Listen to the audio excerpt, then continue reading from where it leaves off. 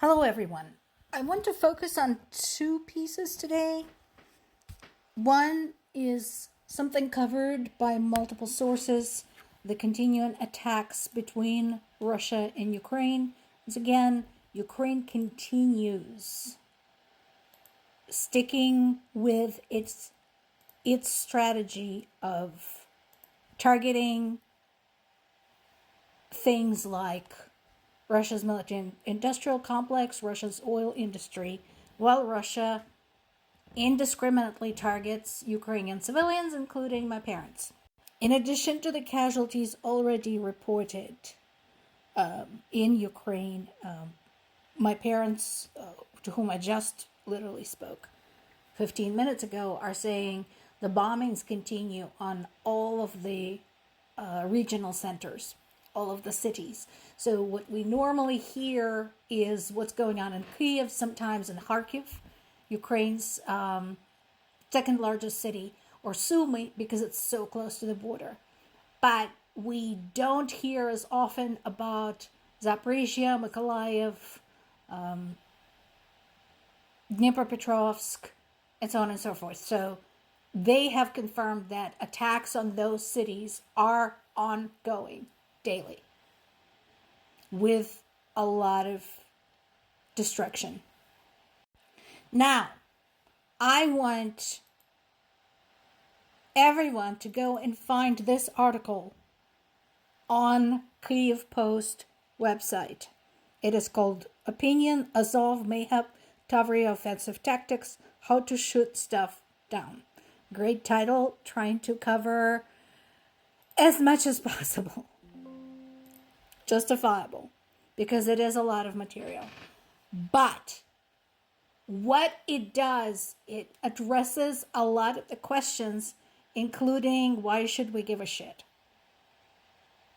I'm not going to cover everything that's in this article. Like I said, I encourage you very strongly to go and read the whole thing. But I want to hit the main points.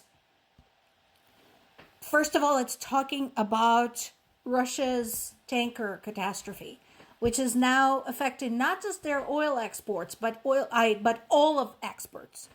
What the author is referring to is the German word Pockenschlag, which means that tanker ships,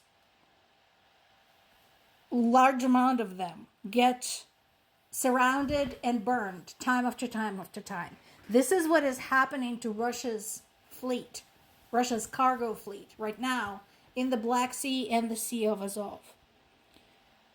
And the reason it's happening is because they thought they were safe. And they turned out to be wrong. So we already know there's a large number of confirmed reports that Ukraine has been systematically destroying Russia's tankers, which puts a big dent in Russia's ability to get out their exports like grain, precious metals, rare earths, things like that.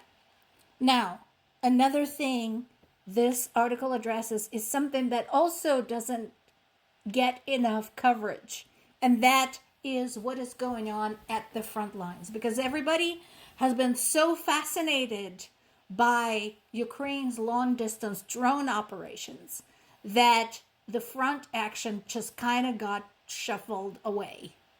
So he's talking about the front section by section, and you can pull up the map of Ukraine and zoom in on these locations because he lists all of the locations.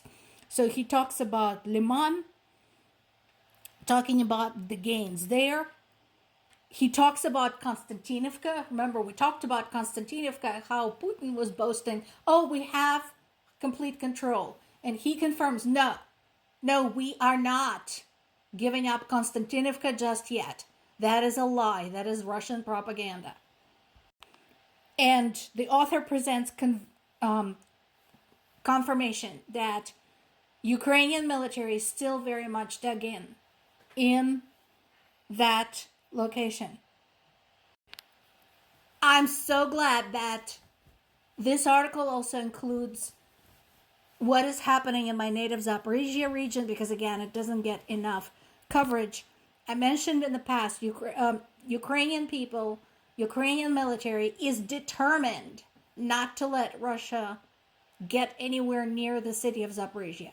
Now, they are bombing Zaporizhia because a portion of Zaporizhia region is occupied, so they can launch from there. However, there are fierce battles going on, and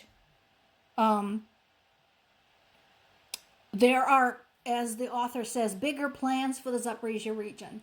And I'm glad, because we need to dislodge Russians from Zaporizhia region. They want it bad. And I told you before, they want it bad.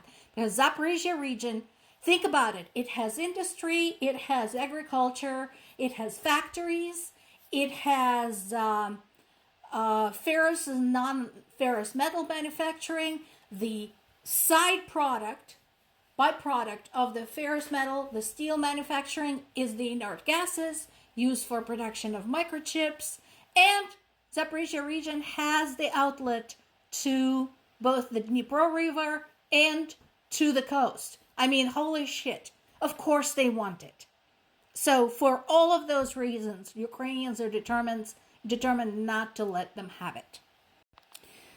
And there is a mention of the Tavria Steppe. So Tavria Steppe is the area where part of Zaporizhia region is located. It is a very old part of Earth. A very old tectonic plate, flat. This is where Scythians used to live. Look up Scythians if you don't know who they are.